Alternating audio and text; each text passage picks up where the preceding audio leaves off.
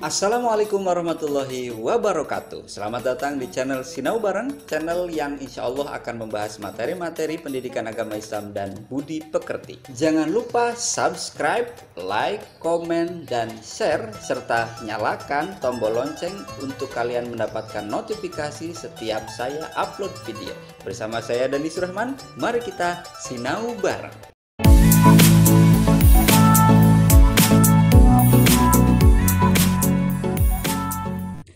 Apa kabar siswa-siswi kelas 3 dimanapun kalian berada? Semoga dalam keadaan sehat walafiat. Apalagi dalam masa pandemi seperti ini, kalian harus pintar-pintar menjaga kesehatan. Patuhi semua protokol kesehatan COVID-19.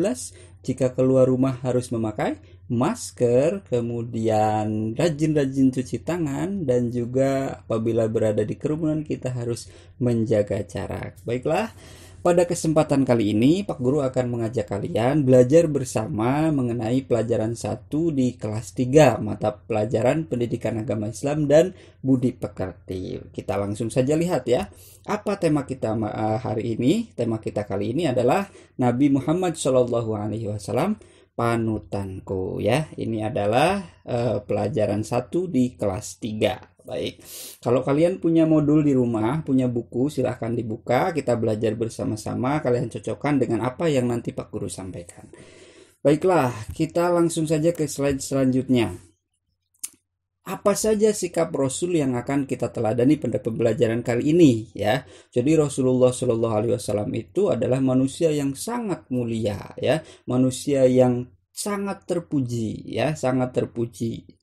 Nah, jadi banyak sekali sifat-sifat terpuji Rasulullah SAW yang harus kita tiru, yang harus kita teladani. Nah, pada pembelajaran kali ini ada 2 sifat terpuji yang akan kita pelajari dari sifatnya atau tingkah laku Rasulullah SAW. Siapa sih Rasulullah itu? Ya, Rasulullah itu adalah Nabi Muhammad SAW. Yang dimaksud di sini ya, yang dimaksud di sini adalah Nabi Muhammad SAW.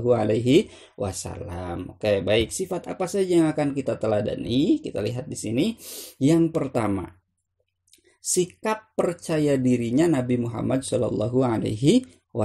Itu yang pertama yang akan kita teladani. Kemudian yang kedua, sikap mandirinya Nabi Muhammad SAW. Jadi 2 sikap ini yang akan kita pelajari di kelas 3 ya, pembelajaran pertama. Oke, baiklah. Jadi 2 ya, percaya diri dan mandiri. Selanjutnya, apa sih itu percaya diri? Kita akan bahas percaya diri dulu ya. Apa itu percaya diri? Nah, percaya diri adalah sikap mantap dan penuh keyakinan pada diri sendiri dalam berbuat sesuatu ya. Nah, anak yang percaya diri meyakini kemampuan yang dimilikinya. Ia percaya sepenuhnya bahwa dirinya mampu dan tidak tergantung kepada orang lain. Itu namanya percaya diri, percaya kepada diri sendiri, mantap, yakin bahwa aku bisa. Itu namanya percaya diri ya. Oke, jadi tidak bergantung kepada orang lain, tidak apa-apa harus lihat orang lain dulu ya.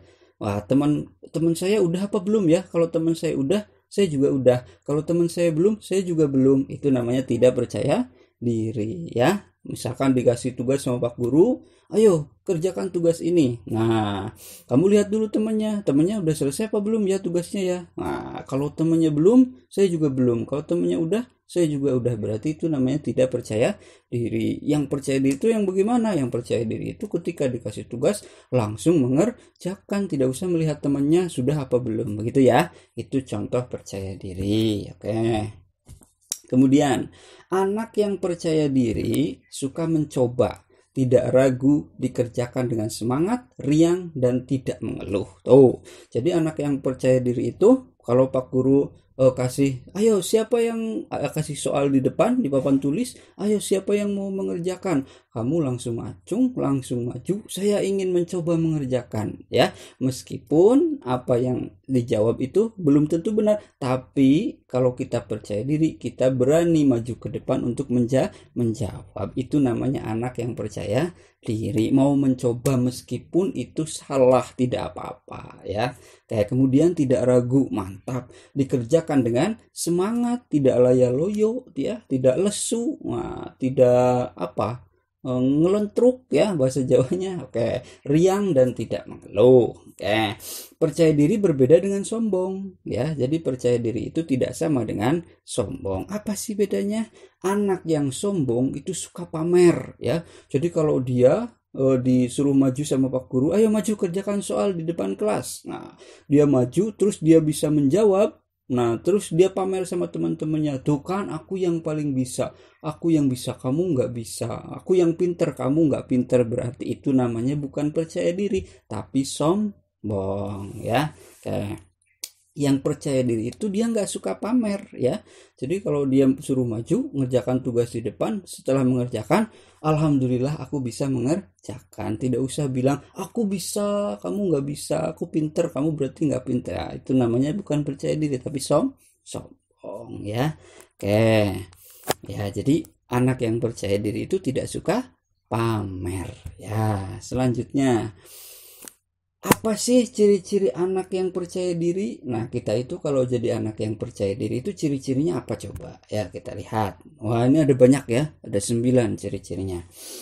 Anak yang percaya diri itu yang pertama, tidak bergantung pada orang lain. Ya, jadi kalau mau apa-apa tidak melihat orang lain. Wah, kalau mengerjakan PR, di rumah, tanya dulu sama temennya, kamu udah ngerjain PR apa belum?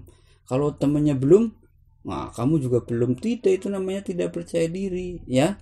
Yang percaya diri itu meskipun temannya belum mengerjakan PR, kita harus sudah mengerjakan. Itu namanya percaya tidak bergantung kepada orang lain. Yang kedua, rajin berusaha dan berani mencoba ya. Jadi anak yang percaya diri itu jangan, ayo siapa yang bisa jawab pertanyaan Pak Guru, terus nggak bilang aku nggak bisa. Itu namanya tidak percaya diri ya. Atau aku males, Pak Guru males jawab, itu namanya juga tidak percaya diri, karena dia berarti tidak berusaha dan tidak berani mencoba ya.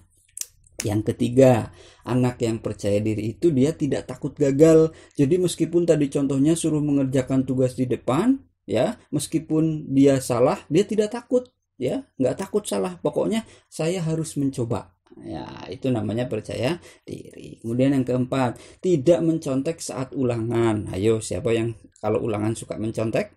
Nah, berarti kalau kamu ulangannya suka mencontek, kamu tidak percaya diri ya. Oke, yang kelima, riang dan tidak malas menyelesaikan tugas. Pokoknya ada tugas kerjakan, ada tugas kerjakan. Itu namanya anak yang percaya diri. Oke, kemudian tidak cepat menyerah, semangat dan tidak mengeluh ya tadi. Kemudian berani mengemukakan pendapat ini ya. Jadi kalau misalkan Pak Guru tanya, ayo udah paham apa belum apa yang disampaikan Pak Guru? Nah, kamu berani angkat tangan, Pak Guru saya belum paham di bagian ini. Itu namanya percaya diri ya. Kayak berani mengemukakan pendapat. Oh, Pak Guru menurut saya Pak Guru jangan ngajarnya, jangan ngomong terus, gantian. Nah, tanya jawab. Itu namanya percaya diri, mengemukakan pendapat ya. Yang kesembilan, tidak malu bertanya jika ada pelajaran atau sesuatu yang belum jelas. Tadi itu ya, Pak Guru saya belum paham ini yang bagian ini. Nah, itu berarti dia percaya diri ya. Oke, sudahkah kamu punya ciri-ciri ini? Kalau sudah, berarti kamu sudah jadi anak yang percaya diri. Kalau kamu sudah jadi anak yang percaya diri, berarti kamu sudah meneladani sifatnya Rasulullah Muhammad Shallallahu Alaihi Wasallam ya. Oke, selanjutnya, sekarang kalau ada anak tidak percaya diri, apa yang akan terjadi? Akibatnya apa? Nih, kalau kita tidak percaya diri, akibatnya yang pertama, tujuan tidak tercapai. Kamu belajar di sekolah, tujuannya apa? Supaya nilainya dapat 100 ya. Tapi kamu dalam belajar tidak percaya diri, maka jangan harap kamu dapat nilai 100 ya. Kalau kamu mau dapat nilai 100, kamu harus percaya diri. Itu tujuannya ya, tujuan tidak tercapai. Yang kedua, kalau kamu tidak percaya diri, kamu mudah frustasi atau menemui masalah. Jadi kalau kamu tidak percaya diri itu kamu sering uring-uringan ya. Pusing banget ini, soalnya susah. Itu namanya tidak percaya diri, mudah frustasi akibatnya itu. Kemudian yang ketiga, kalau kita tidak percaya diri, maka kita akan sering gagal. Iya ya, karena tidak mau mencoba, selalu takut salah ya kan. Nah, kita jadi sering gagal. Jadi kalau kita mau berhasil, kita harus percaya diri. Yang keempat, lepas dari tanggung jawab ya. Jadi diberi PR di rumah, suruh dikerjakan, ternyata kamu nggak peduli di rumah, jadi tidak dikerjakan ya.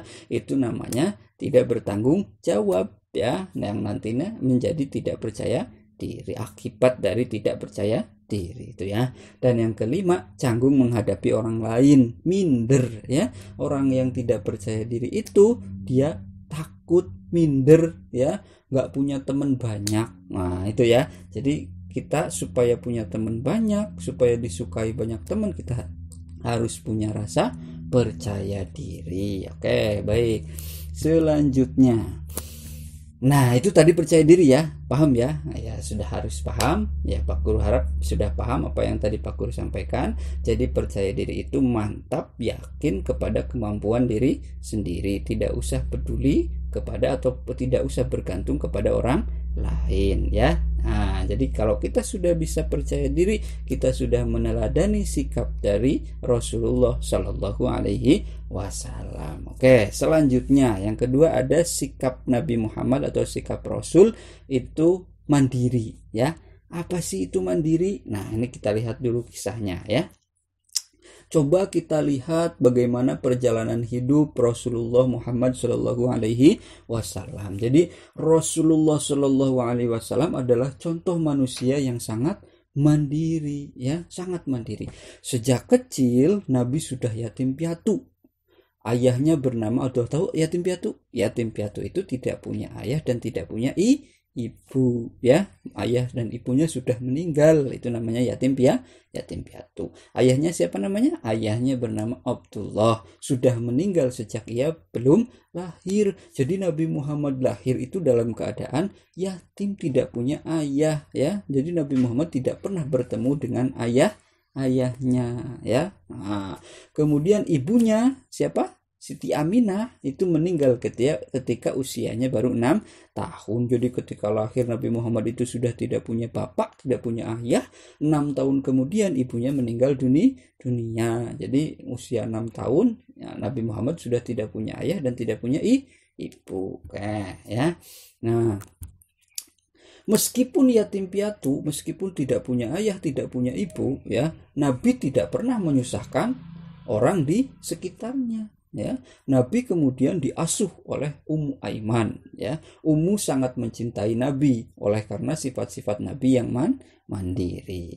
Nabi tidak pernah bermanja-manja kepada siapapun. Ketika usianya beranjak remaja, Nabi pergi ke pasar berdagang mencari rezeki sendiri mengikuti pamannya. Siapa pamannya Nabi? Abu Thalib. Jadi sejak kecil Nabi Muhammad sudah tidak punya bapak, tidak punya ibu. Nabi Muhammad sudah ikut berdagang bersama pamannya Abu Thalib ya. Nabi menabung setiap uang yang dihasilkannya dari berdagang untuk bekal hidup mandiri. Karena kemandiriannya, Nabi dikenal sebagai pekerja keras, jujur, disiplin, dan sabar ya.